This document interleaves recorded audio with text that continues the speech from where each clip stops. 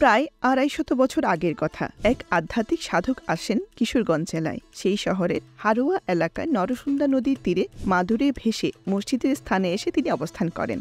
সেই সাথে তার কিছু অনুরাগী ভক্ত তৈরি হয়।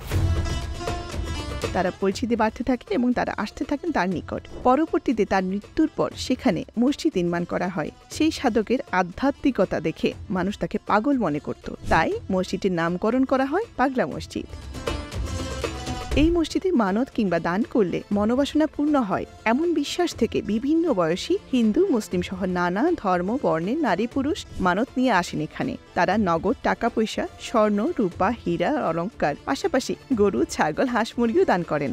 বিশেষ করে প্রতি শুক্রবার এই মসজিদে মানত নিয়ে আসা বিভিন্ন বয়সী নারী পুরুষের ঢল নামে। প্রসঙ্গত দুঃখজনক হলেও বলতে হচ্ছে, এই ধরনের বিশ্বাস ও চিন্তা কুসংস্কারের অংশ ও ইসলামী শরিয়া সম্পূর্ণ বিরোধী।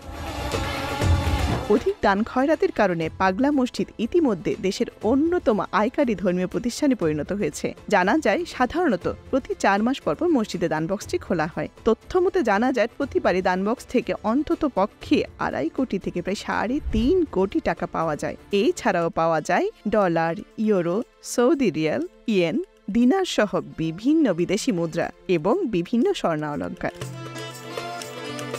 এই মসজিদের আয়ের একটি অংশ আশেপাশে অন্যান্য মসজিদ, মাদ্রাসা, এতিমখানা সহ বিভিন্ন উন্নয়ন ও সেবামূলক খাতে ব্যয় করা হয়। এছাড়া ২০০২ সালে মসজিদের পাশে একটি হাফেজিয়া মাদ্রাসা প্রতিষ্ঠা করা হয়েছে। ক্যান্সার, কিডনি রোগে আক্রান্ত দরিদ্র ব্যক্তিদের এই তহবিল থেকে সাহায্য দেওয়া হয়। বর্তমানে এই প্রকল্পের আওতায় পাগলা মসজিদের পাশ দিয়ে বয়ে যাওয়া যে নরসুন্দর নদীটি রয়েছে তা খনন, দৃষ্টিনন্দন একটি সেতু নির্মাণ, মসজিদের শোভাবর্ধন ও রঙিন আলোকসজ্জার জন্য দিনে ও রাতে মসজিদটি দেখতে দারুণ লাগে। ভবিষ্যতে আরও বড় ও জনকল্যাণমুখী অনেক প্রকল্প এখনও সংস্থাটির পরিকল্পনায় রয়েছে।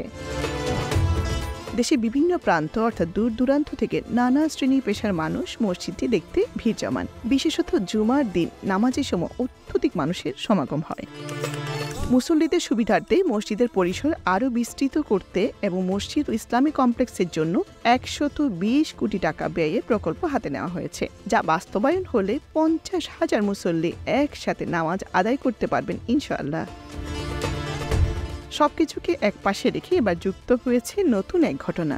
সম্প্রতি এক তরুণ এক চিঠি পাঠিয়েছেন এই পাগলা মসজিদের দান বক্সে। আল্লাহর কাছে চাওয়ার পথ ভুলে আমরা নিজেদেরকে সঁপে দিয়েছি দিগ্ভ্রান্ত এক পথে। যখন বান্দা চাওয়ার খালি হাত ফিরিয়ে দিতে আল্লাহ অপছন্দ করেন, সেখানে কেন আমরা দান বক্সে চিঠি পাঠিয়ে আল্লাহর কাছে চাওয়া পেশ করব?